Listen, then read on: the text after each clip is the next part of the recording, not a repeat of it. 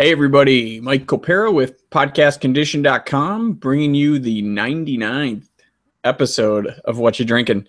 Really close to hitting the triple digits, which is pretty exciting.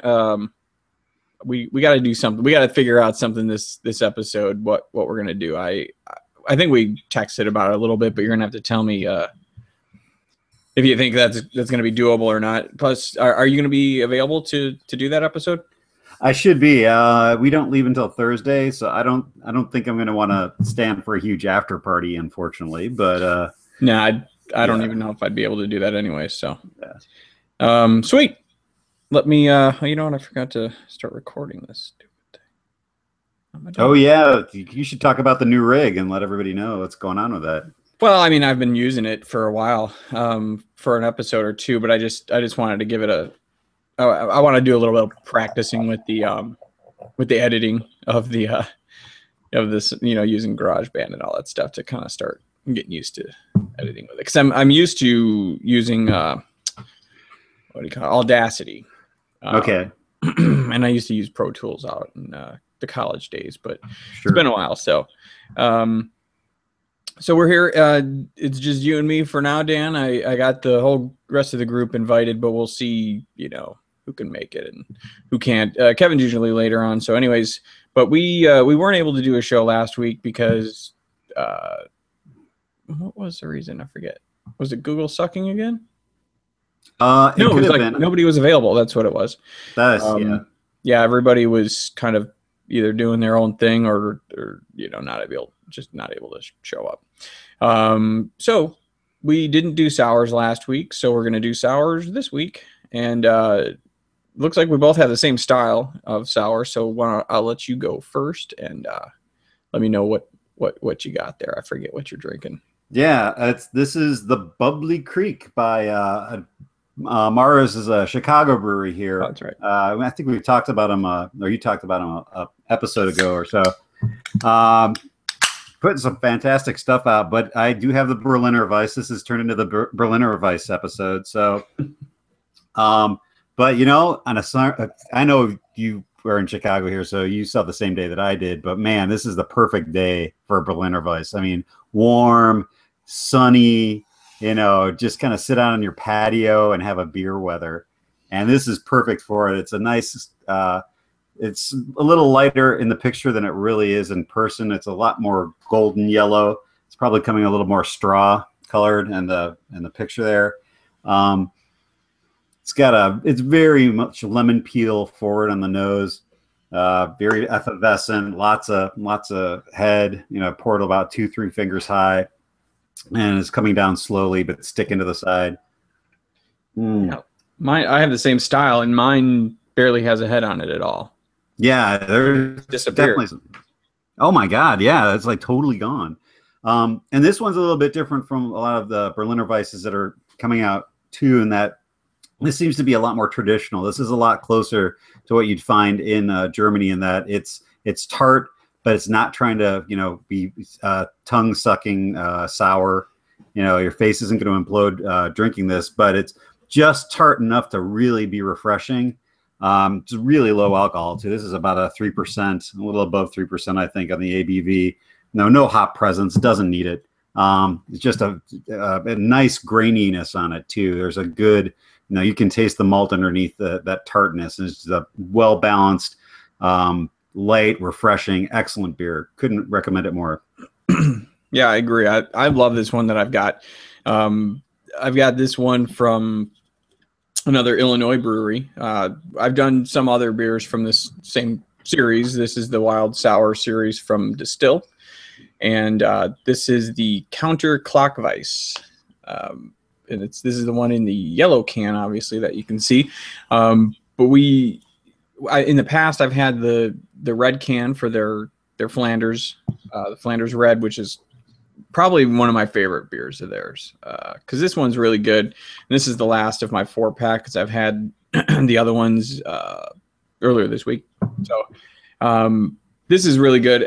It's an interesting description too, because this one is also 3%. It's got 4 IBUs, which I don't think I've ever seen a a beer that low. It's so funny. So, but it's called the Counterclockwise, and this is they have in quotes reverse engineered Berliner Weiss, Berliner style Weiss beer, and it's their interpretation of a traditional German style sour wheat ale. Very pale and light bodied, low hopped, lightly attenuated and pleasantly acidic, and lemony tart from our unique, spontaneous wild yeast and lactic fermentation. Cheers.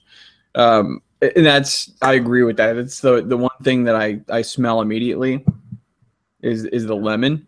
It's almost like pledge, not in a bad way, but it's, it's very lemony. Right. It's very intense. Yeah. And this particular can poured pretty carbonated, but it like I said, the head is just disappeared on this, as you can see on the camera. But it's mine's still going.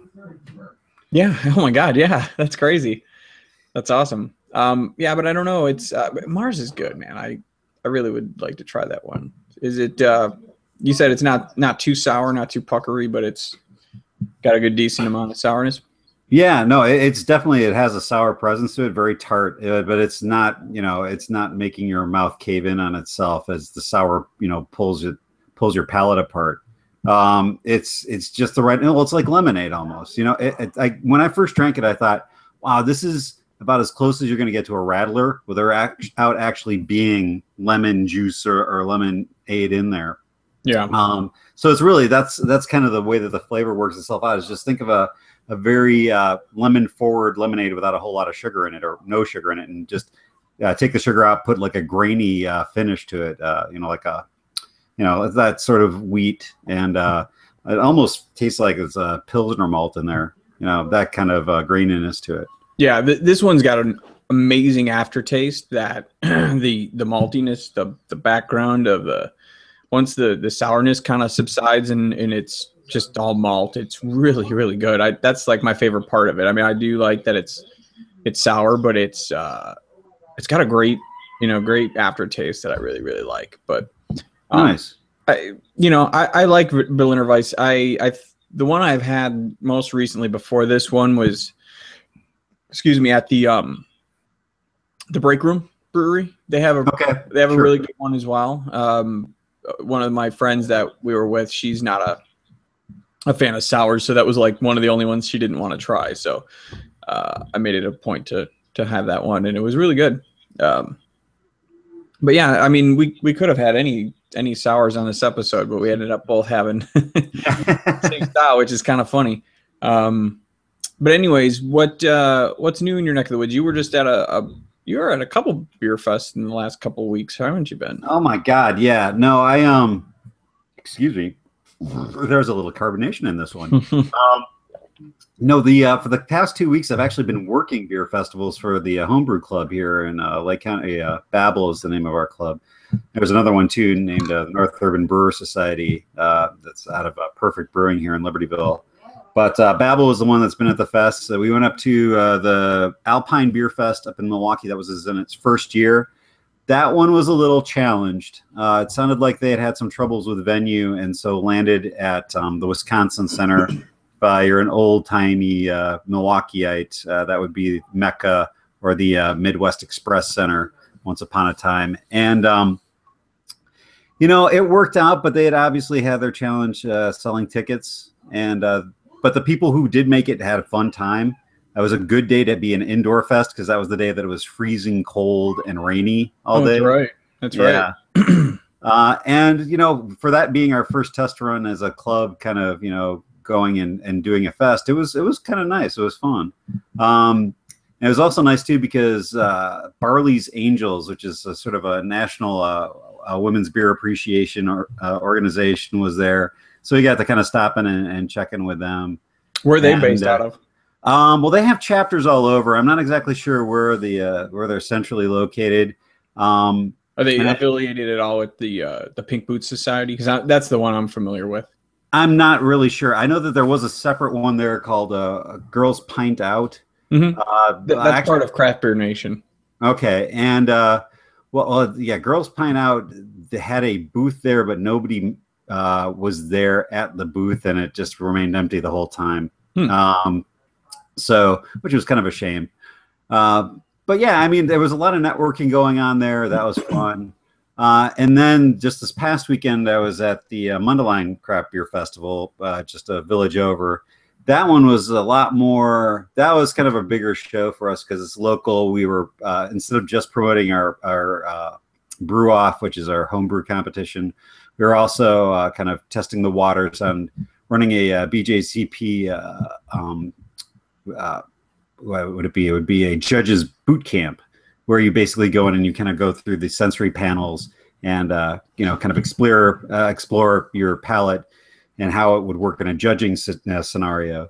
But we also get membership, and I had already bought tickets, so I really actually spent the first half with my wife Terry and I wandering around enjoying the beers there, and then we did the booth. But that was a good one. If you've never been up into a suburban one up here north, that one's a good one. And let's hear. Gray's Lake is normally good, but that was on the cold, rainy weekend. So that's kind of what it's been about. There's a whole lot of other stuff going on, but I don't want to chatter on forever. So yeah, feel free. It's only the two of us. So, but that's cool. I have not been to a fest other than Beer Under Glass this year. So sounds like you're making the round. So how many people would you say was the turnout for the one in Milwaukee? One in Milwaukee was hard to gauge. It was probably in the hundreds, at least a couple hundred, 300, which really, it could have been more. They could have sold the heck out of it if they had been able to. That's not bad. No. I mean that makes it enjoyable for the people who showed up because it's not so crowded and you're not fighting on lines and stuff like that. Oh yeah, and like I said, I don't think that they did anything wrong empirically. It became pretty clear pretty quickly that organization-wise, everybody got to their booth. Everybody had everything they needed. They had all the information they needed. The volunteers were fine. They had plenty of them. It really kind of came down to the fact that either marketing probably wasn't quite there yet. Awareness for the fest wasn't there yet. And they had this venue change, which probably made it hard for them to market because, you're trying to figure out, okay, we're going to have it here. We're going to have it here. We're going to have it. Oh, no, we're having it there. So now you've got to totally change everything up. So, or you've got to start late. So yeah, but the Mundelein Craft Beer Festival, that's in its fourth year. That had easily 2,300 people. Wow. I think they budgeted 2,500 tickets. But this was the first time that they had moved it to a new venue, which was a grassy area as opposed to the parking lot right by Tighthead. And it was a nice upgrade on the venue. That was the first year they did that? Yeah. Yes, it was. And so obviously room to expand. Obviously plans already there to expand. And I can only see that festival getting better. That's probably my favorite suburban festival of all, simply because Tighthead, being a brewer and being at Bug, they were at Bug this year, and obviously being active at festivals really draws the brewers themselves and very often, and draws a lot of really good ones too. So that's cool. Any other fest coming up, or are you just set up for that homebrew competition that's going on? Well, we've got planning meetings going for that. We actually have one tomorrow at the New O'Toole's here in Libertyville. Oh, is that open?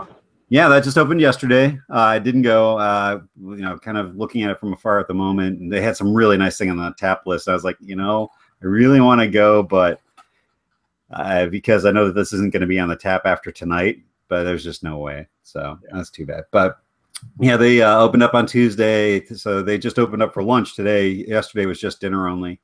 And so we're going tomorrow for our meeting there for the homebrew competition. But as far as other fests go, probably working them. Like I think there's one that's new this year up in Gurnee, which is the next village north of us.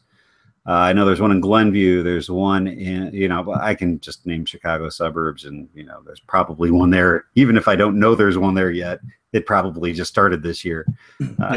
So. And I don't know half of those suburbs, anyways, because I'm not originally from the northern suburbs, so I kind of lost on that. Have you ever been to the Oak Park Festival before? I have not actually. I have not. And there was a one that was just wait, is that the one in August? Yeah. Yeah, I Yeah. would assume. I don't know the exact dates, but I remember it being in the summer, so it's got to be that. No, there's a friend of mine lives down there, and she was saying, you should come down here and do the fest. I was like, I think the Great Taste. Oh, Great Taste is my next one. Duh. Great Taste of the Midwest. And I was like, I think Great Taste of the Midwest is that weekend, and it's not, but our Brew Fest is.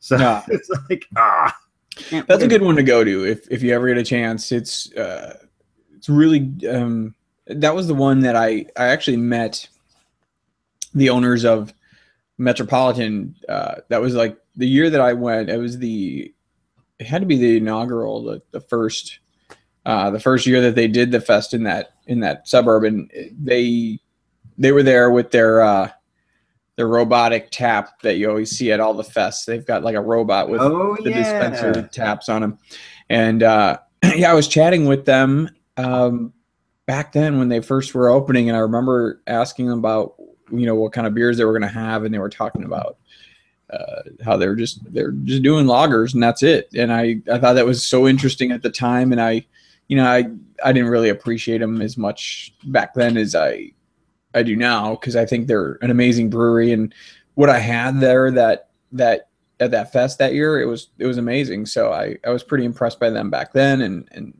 they've become one of Chicago's staples. It's good to have that kind of a different brewery, because everyone's doing IPAs and everyone's doing the same stuff. It's kind of nice to have a really reliable brewery that concentrates on lagers and does them better than most any other brewery that I know. So yeah. Now, and for anybody who's interested, probably I know we've mentioned this outfit on the podcast before, or the show before, but Good Beer Hunting's episode with the owner of Metropolitan is outstanding. Anybody who is looking for a good podcast, that's one to check out. I mean, both in general and that episode specifically, that's a really good one.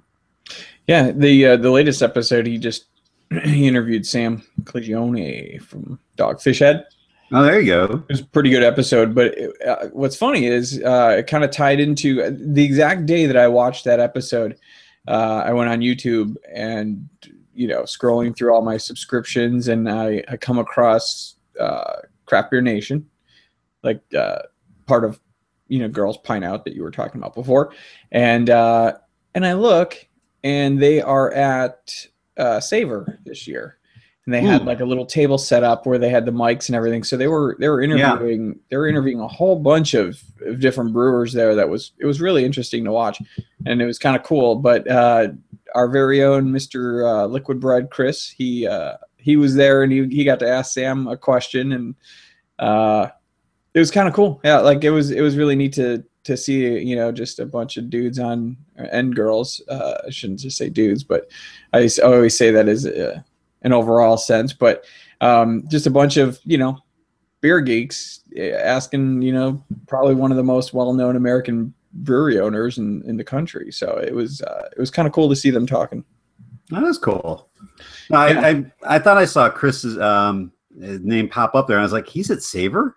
No, it was cool. They kind of just set up a broadcast like we're doing now, but like they had one or two people from Craft Beer Nation that was there, but other than that, it was everyone. It was just sitting at home at their desk and talking to all those famous brewers, geeking out. It was kind of cool. Now, is that the one that's in DC every year? Yeah.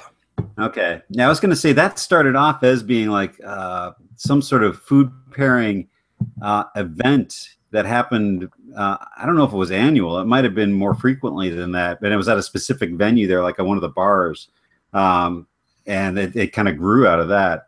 But it also kind of grew. Ballroom that they're in now. I don't even know where that is, but I've never been to it, or I don't know much about it, because I knew I probably would have looked into it more if I had plans on going, but never been. But Dogfish Head usually has pretty big presence, as well as Sam Adams and some other big guys. But I remember seeing in the background like two big banners. One was Dogfish Head and the other one was Sam Adams.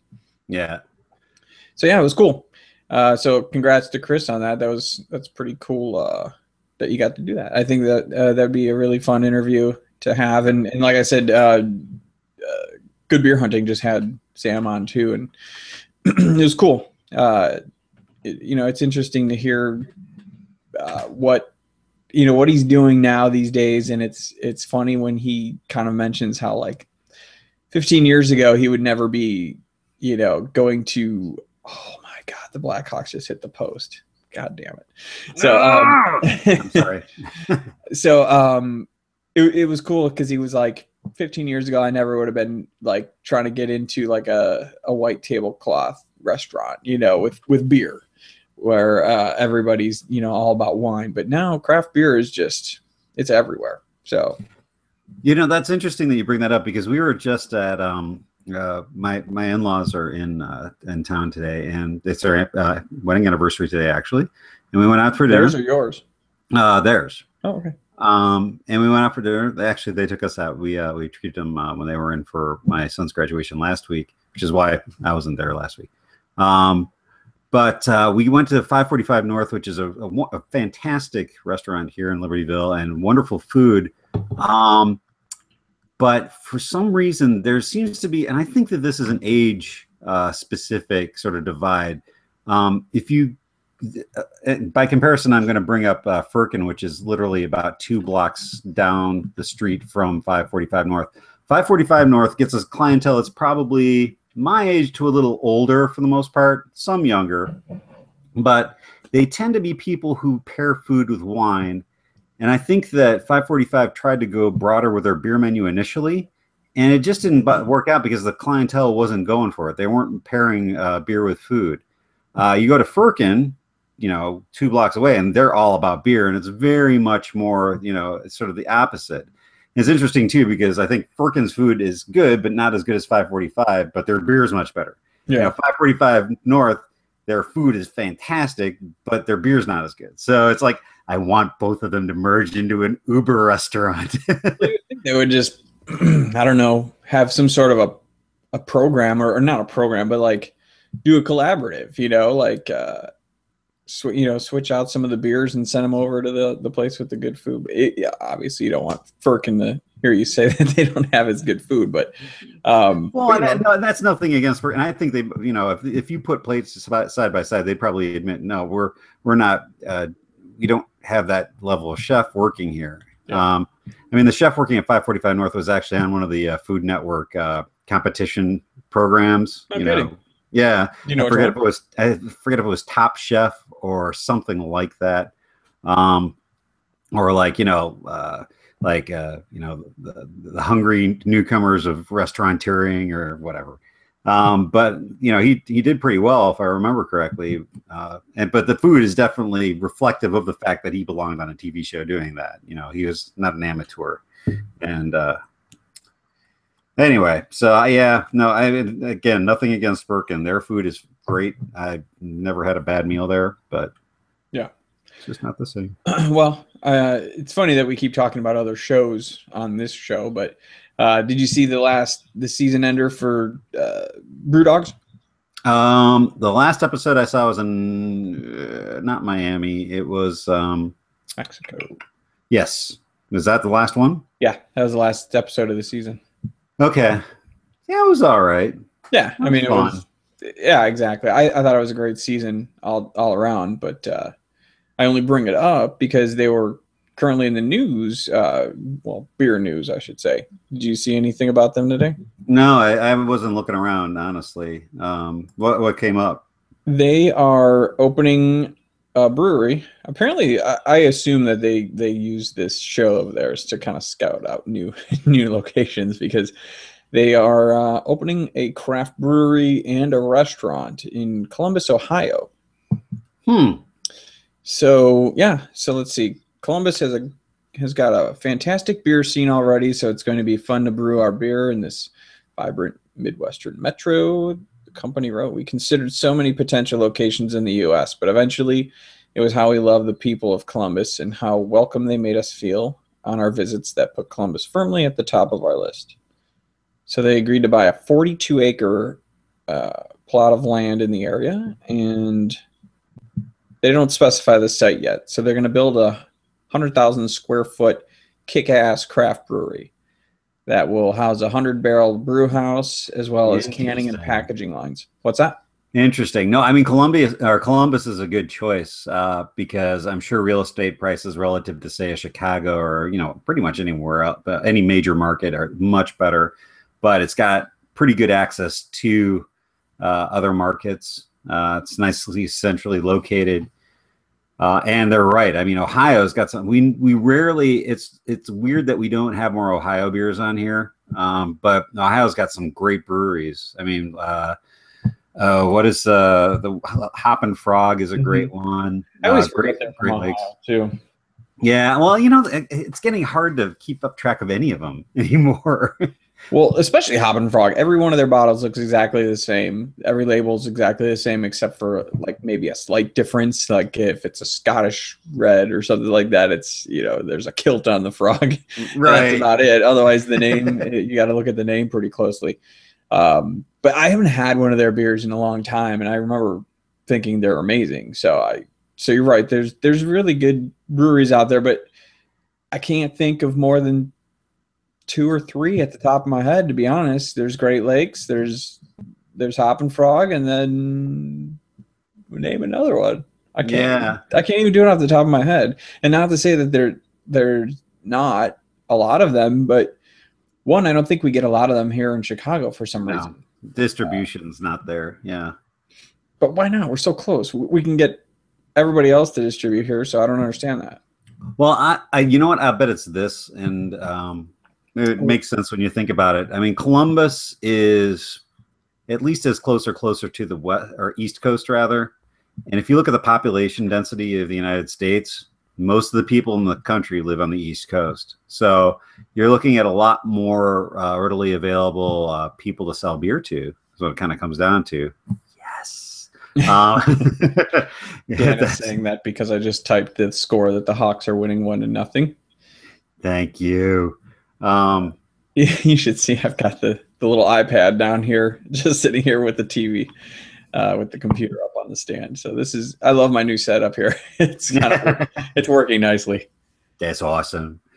So, but yeah, I mean, I think that it's mostly that. It's just that the East Coast market is right there. So why not sell there first? And if you're going to expand, then it go west. How far is Columbus from Cincinnati, let's say? Do you have any idea? I want to say Columbus is central and a little more eastward, and Cincinnati is the far southwestern corner of the state. So just a few hundred miles for sure. Okay. I like Cincinnati. I've been to a music festival. Actually, it just took place this year, but I haven't been to it in a few years. But it's called Bunbury. Have you ever heard of it? It's a good fest. Yeah, I can't even see Ohio. Okay. Yeah, I don't know. I can't see. Oh, my whole map spun on me. Okay, so I see Ohio. There's Cleveland. Yeah, Cleveland is like the not quite northwest or northeast. Rather. Way at the bottom corner. You're right. Yep. I got you. Cool. So yeah, that's really central. Really cool. Yeah. Oh yeah, that's a dead center of the state. And what's cool is, from what I understand from the show, the episode where they did Scotland, it was, when they did Scotland, they had like 3 locations that they mentioned, at least. I don't know if there's more. I think they even have one in Japan, if I'm not mistaken. Yes. But they're all different. There's a different style to all of them, and they all, had different foods and all kinds of different vibes and stuff. So different. Whoa, sorry. There's some good hits going on right now. I'm shocked. I know. Sorry for the listeners here, or the people watching that have no interest in hockey whatsoever. But ooh, is that an argument over there? No. Sounds like Alec is just being goofy. Alec's being Alec. Yes, he does that.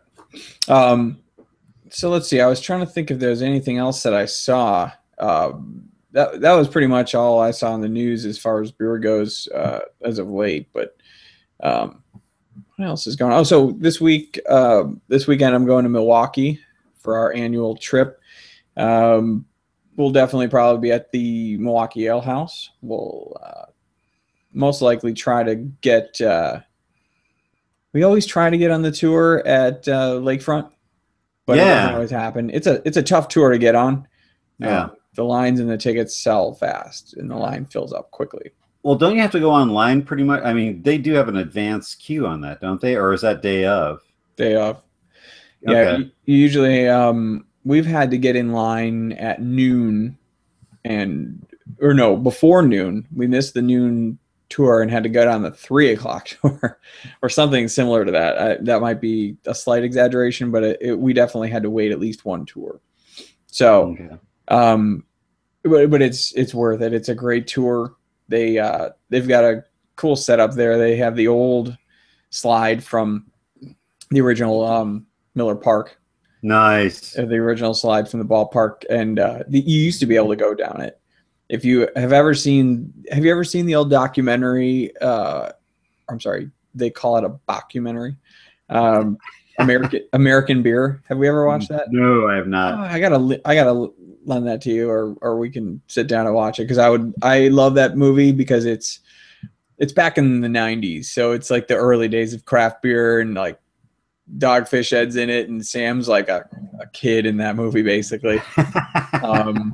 But these guys, they travel from New York to California, I think they go to California.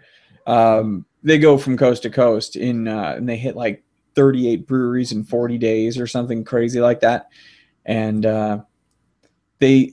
what's funny is they opened a craft beer arcade bar in Brooklyn after doing that movie. So I went there once, because I've only been to New York City once, and we were in Brooklyn, and I wanted to check that place out. And I actually had one of the guys that was in the movie sign my DVD because he was serving beers there. So nice. Really nerdy, but I love that movie. It's one of my favorite beer documentaries because it's really early days, but it's all the big ones that are in there. They don't do much in Chicago. They kind of skip over it, unfortunately. You see them driving through on the Dan Ryan, but they don't stop anywhere that they show on there. But they do go to Lakefront, and they go on the tour there, and they show a little bit about it, and they actually go down the slide during that movie. But I think for insurance purposes, they no longer let people do that.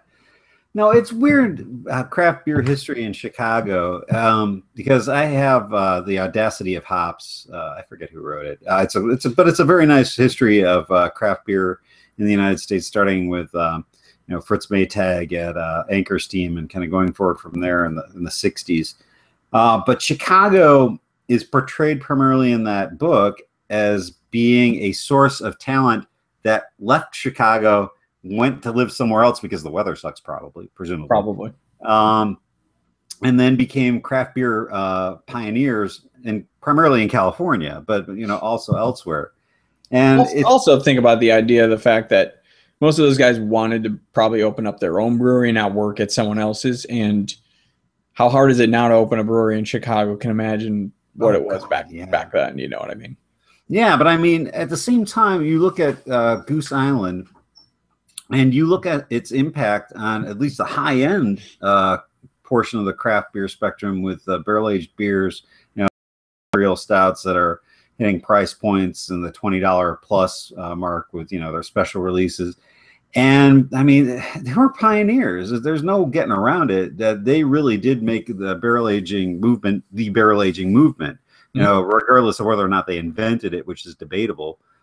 They brought it into prominence, and to have that skipped over kind of feels a little bit like East Coast snark a lot of the time, because a lot of the people writing these histories are East Coasters from what I've been gathering. At least the person who wrote the history that I read was, and there's just kind of this Chicago don't get no respect vibe almost. I mean, It's not really that obvious. And maybe it's me, reading into it as a sort of, go Chicago guy. But I have a feeling there was a little bit of that in there. It's sort of like, yeah, Chicago wasn't really there. It was all, either California or Denver, and then it was New York. And I was like, no, it wasn't New York. Well, I mean, we definitely have spawned some of the most prolific and influential brewers that in most of the breweries that are big now these days. Firestone Walker. I mean, go on the Goose Island YouTube page, and there's I think it's about a 30-minute long video for when they had their 25th anniversary party a couple of years ago, because I think they just hit 27 if I'm not mistaken. But Okay. they have a great video that was produced for them that basically interviews everyone that came from Goose Island, and man, they spawned so many different brewers that I had no idea. And I still listen. I listen to podcasts all the time, and it's breweries that I'd either never heard of or I had no idea that they came from Goose Island as well. So it's amazing to see what they have produced and who came out of that. So it's cool. I think even Josh Deeth, is it Deeth or Death from Evolution? It's Deeth, yeah. He started up there. I always say Deeth, and then I heard one of the podcasts I listen to, and it drives me nuts because for the most part, they get pretty good guests sometimes, but they fuck so much shit up with either pronouncing names or beer styles. Like it's the NPR show. What do you call it? Drawing a blank here. Strange Brews. Oh, okay. And Kevin's not gonna make it. So they mispronounce shit all the time. Like they called Cantillon Cantillon not too long ago. They called High Jai once. It's frustrating because it's like your job is to know beer, and I know it. We know it more than they do. It drives me nuts sometimes, but it's not a bad show. I still listen to it, but there are some episodes that I'm just like, what are you doing? They just had Ray Daniels from the Cicerone certification program on. Okay. They've got something I really want to try. Maybe we can make a podcast out of it or something, but they have a kit that produces defects and flaws in beers. So it'll be like diacetyl or right. So no, it's a sensory kit. Yeah. Yeah. I don't know what it costs, but I know that they sell it on their site. So I want to look into that. That would be kind of interesting to see if we can identify what off flavors we're getting, especially if it's a beer that we know pretty well. Put it in something that, maybe not something too special, but you know what I mean? I think that would be kind of cool. And not tell each other which one is the bad one, and see if we can pick it out. But he was saying that there's only 9 master cicerones in the entire world, and one of them is James from Brewdogs. Really? Yeah, I had no idea. James Watt. I was very surprised to hear that. I couldn't believe the fact that he's pretty involved. I mean, his descriptions on the show you can tell he's very in depth in his descriptions. Where Martin, he's good too, but I always think that James is his wording is very interesting, and I was like, oh, that makes sense now that I hear that. But yeah, so I saw that, and I thought that was interesting. What do you listen to any podcasts at this point as far as beers go, or? No, I mean, good beer hunting is about the only one that I have on my radar at the moment, and I haven't been getting a lot of chance to recently, just because there's a lot of crap I've been doing of one stripe or another. The best time to listen to podcasts is when you're doing crap. Yeah, no, and that's the whole thing. Well, I mean, that's the whole thing too, is that it's crap, but it's not. But yeah, I mean, there is some and usually that's like when I'm doing art. Like I've been doing a lot of graphic arts stuff for either our brew club or the other brew club. Well, for both brew clubs, I'm a member of both. I can't say one or the other. For both brew clubs, and usually I listen to music because that's just kind of always been my process. Play music, do your stuff. Yeah. And podcast, it's a different thing when you're doing podcasts because you have to tune into the podcast. Music, you can kind of tune out and it just kind of sweeps you up. But podcasts, they can sweep you up too, but it's very much sort of engaging a different part of your brain. And it's just better with music for me. But yeah, no, you're right. With the beer podcast, I agree. I definitely have to be in my car kind of concentrating on just that in the road.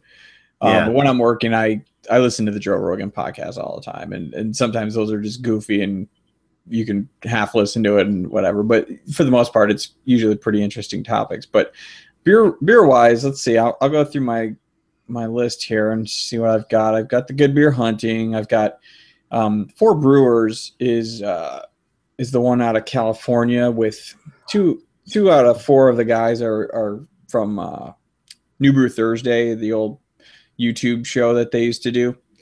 And that ended, and then John Holzer and Matt, the other guy, he's the one that kind of drives me nuts. Yeah, I thought this was the one. He's very, very intelligent when it comes to beers, but his personality is just grating. It's just it's that. But he also I hate that. I don't want to talk negative about anybody. I actually love their show. It's very funny. It's almost like a zoo radio kind of a thing because the guys on there are really funny. And I'm friends on Facebook with half of them, if not. Yeah, I think just half of them. But man, my iPad just kicked out right in the middle of the Hawks game. Plug it in. I know. I just lost my train of thought. So, anyways, but that's a good show. Highly recommend it. But it's that one would probably interest you more because of your homebrew fascination. They all brew their own beers a lot, and a lot of them. That's what they're discussing is kind of, any flaws, or they just kind of rate each other's beers a lot. Right. But let's see. Again, I don't want to talk negative about that. So sorry about anything that just came out of my mouth, but that's the show that I was always talking about. Shorts Brew, Shorts Cast is what it's called. Right. That's the Shorts Brewing own personal podcast. Chicago Beer Pass. Have you ever heard of that one or listened to that? No, I have not. I heard the one. There were the two guys who were doing ratings. They don't tend to rate the same beer style at the same time. Do you remember which one I'm talking about? No. Is it on iTunes, or like an audio podcast, or are you talking about? It's an audio podcast. Yeah. I can't think of that. Yeah. It's Chicago. Are you talking about Beer Download? That's it, I think. Yeah. Yeah. Sometimes I don't know. They usually do like have the same beers though on that show. They're usually because they used to have like a bracket system almost where they took two beers and went head to head and they kind of rated them, and then the next beer would advance to the next level and go up against the next beer or whatever. Right. That show they finished the bracket and then they took a little bit of a break, but it looks like they've been coming back with episodes. I just haven't listened to them in a while. But I do like that show a lot. That's what's his name? Steve Masney and Matt Aretta. Those two guys are good. I actually saw Steve Masney at Beer Under Glass when we were there. Okay. When we had like Three Floyds and Peace, they were like in that area. Oh, okay.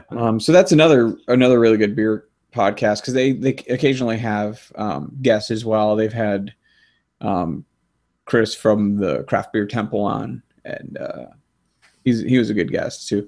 Why is my iPad not working? Come on, man.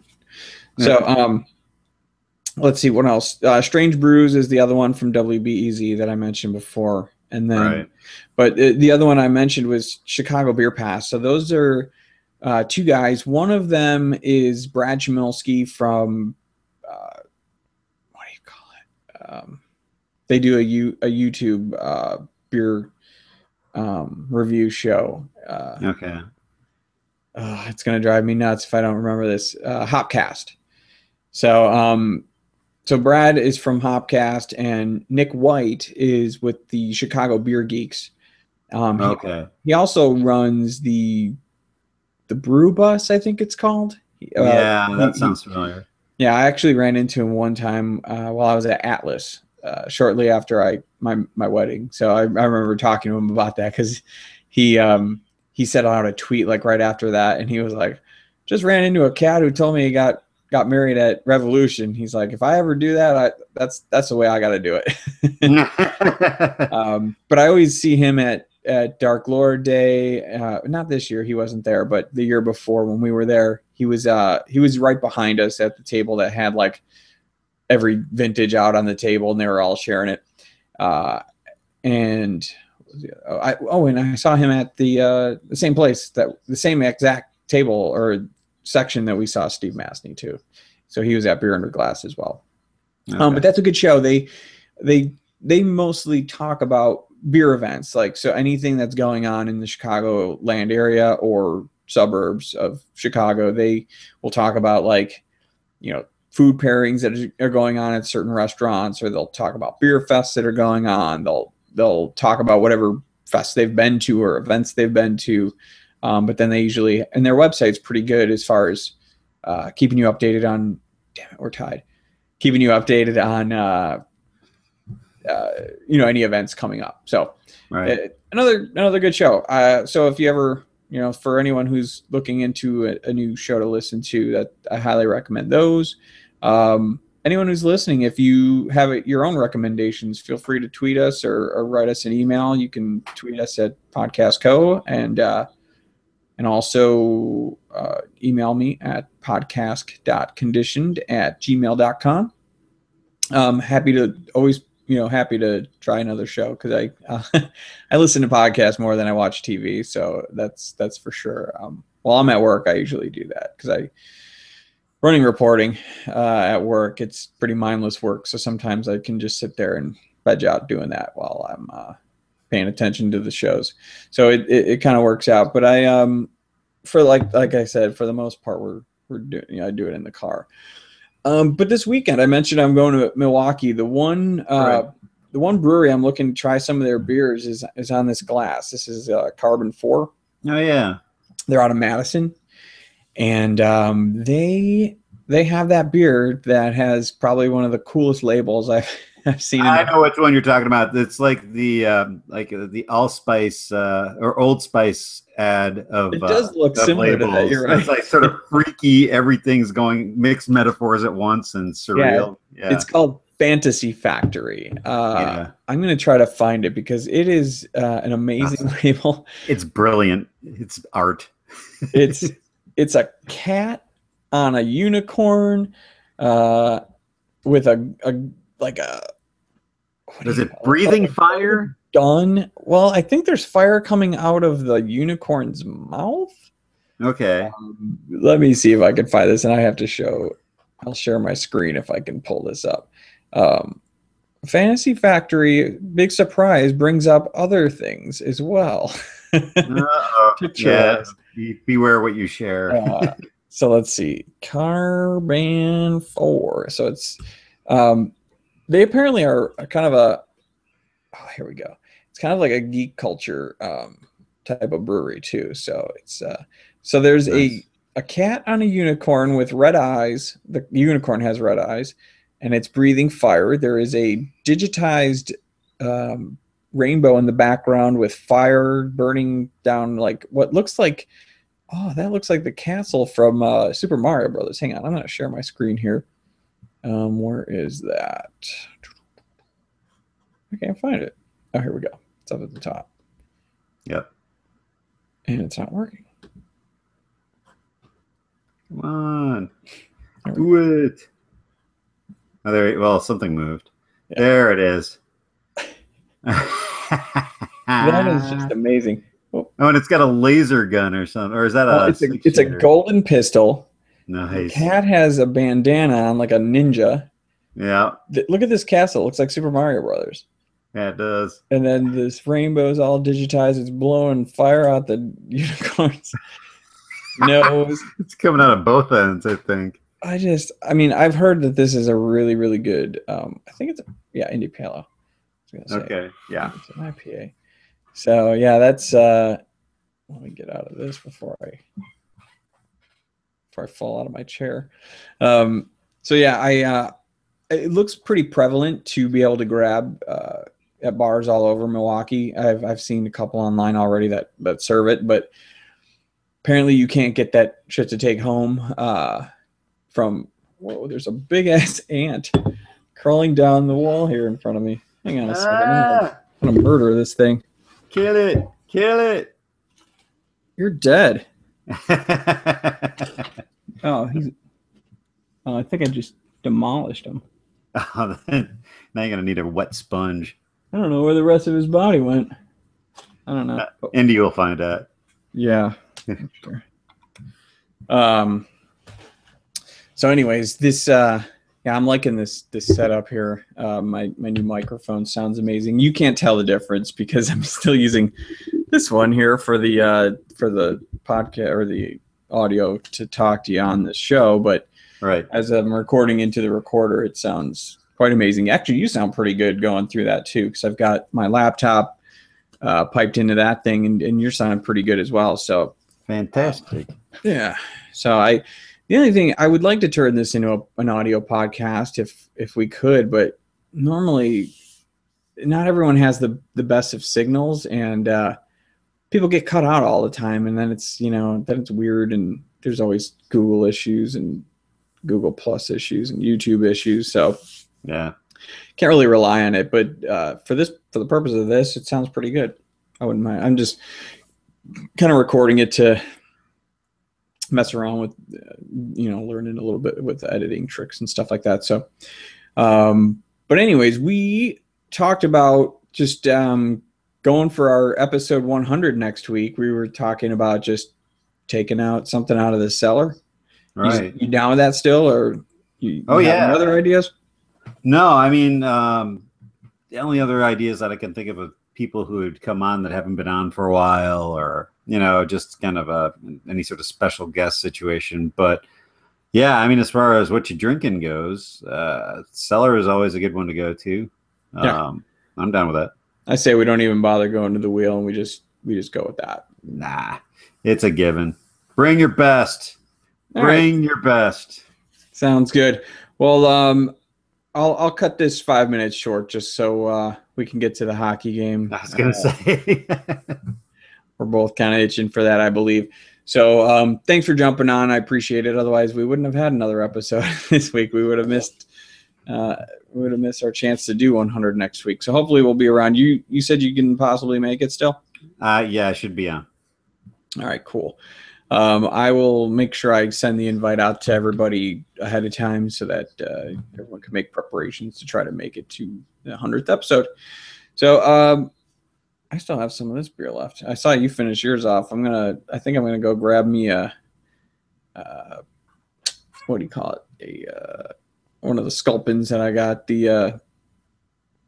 What's the grapefruit? That's what it is. I'm like, what? I'm trying to think like what fruit is in it. I was like, I can't think of the word. Anyways, yeah, grapefruit sculpin. That's like one of my new favorites now. I'm going crazy on that beer. I wish it wasn't so expensive though for a 6-pack. Well, yeah, and the regular sculpin's bad enough, and then you add grapefruit. I mean, they've got it the same now? I think so. $14.99. Yeah, it's okay. Yeah, that sounds about right. Yeah, I will be going for the Aprahop next, I think. So, good. Speaking of the Dogfish Head, and I love that beer. Yeah, that's a good one. That's a really good one, and that was probably one of my first like sour-ish beers. Because that is like is that a Berliner Weiss as well, or no? That's it's a Aprahop or apricot fruit forward IPA. That's an IPA. Yeah, I think so. But you get a lot of sourness from the fruit. Yeah, definitely. Apricots tend to be kind of tart. So that's interesting because I never thought that was an IPA. I mean, I love that beer, but it's not hoppy at all. Let me look it up and see what Untapped calls that. It is. It probably calls it a fruit beer on. They call it an American IPA. That's what I thought. Very interesting. Yep. I never got too much hoppiness out of that. So, anyways, that's cool. That's one of my favorites. Yeah, that's a nice one. I like the new label now too. They redid all their labels pretty much. Yeah. All right, cool. I will let you get to the game. It looks like we're in second intermission, so we got a little bit of time to prepare and get yourself another beer before they start playing again. Nice. All right, dude. We will see you guys next week for episode 100. Thank you guys for anyone who checks this video out after we've posted it up on YouTube. And like I said before, if you've got any questions that you want us to address, if you've got any podcasts that you want to suggest for us to check out, tweet us over at Podcast.co. You can email me at podcast.conditioned@gmail.com. So we will be back next week around this time, 8 p.m. Central Standard Time, like we do every Wednesday. And we will see you next week. Cheers. Cheers.